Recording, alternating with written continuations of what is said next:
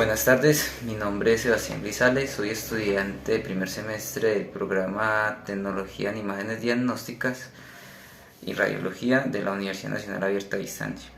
El día de hoy voy a hacer una breve exposición de la membrana plasmática, ese componente funcional y estructural que le da esa forma a las células. Yo no realicé pues una maqueta, hice una breve cartelera, espero que se vea pues bien en el video. Listo. Como concepto general tenemos pues entonces que la membrana plasmática es esa organela que le da forma y protección tanto a las células eucariotas como a las células procariotas.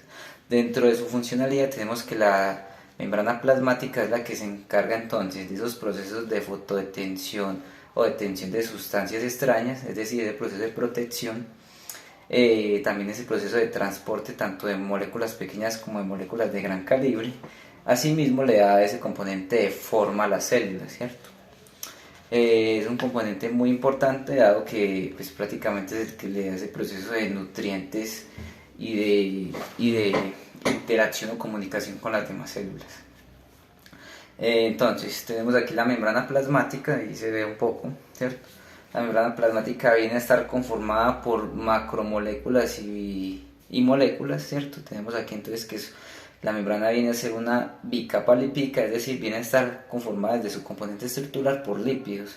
Los lípidos le dan esa parte estructural. Ahora bien, tenemos proteínas que también le dan esa parte ya más bien desde una perspectiva funcional. Y tenemos también glicolípidos, glicoproteínas y el colesterol, que vienen a ser componentes importantes en la flexibilidad y maleabilidad que tiene la misma célula y en la parte de tensión de sustancias extrañas, ¿cierto? Desde esas propiedades vemos esos dos componentes. Además entonces vemos que también viene a conformar parte, viene a estar contenido por filamentos de citoesqueleto que le vienen a dar la forma como tal a la célula.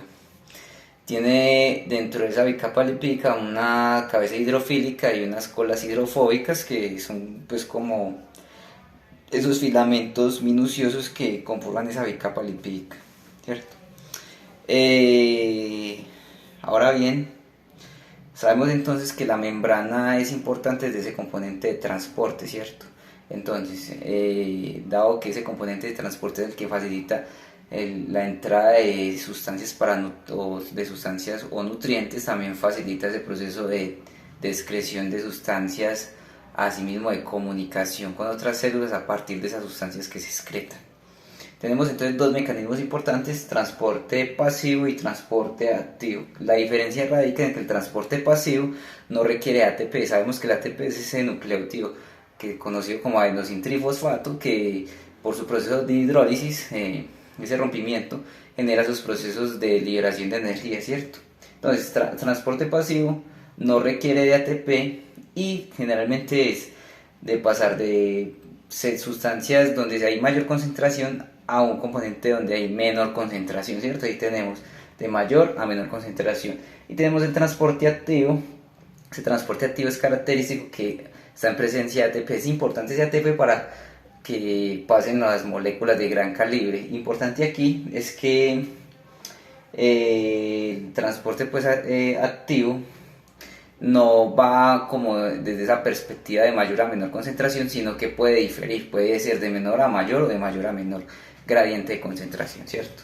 En transporte pasivo tenemos dos mecanismos importantes, un componente de difusión facilitada y un componente de difusión simple. El componente de difusión simple es que moléculas de pequeño tamaño, como tenemos el oxígeno, el CO2, pasan a la zona de menor concentración. Ahora bien, la difusión facilitada requiere esas proteínas funcionales, como ahorita lo mencioné, que engullen o captan esas moléculas de gran calibre, por ejemplo la glucosa, la engulle para pasar a menor concentración.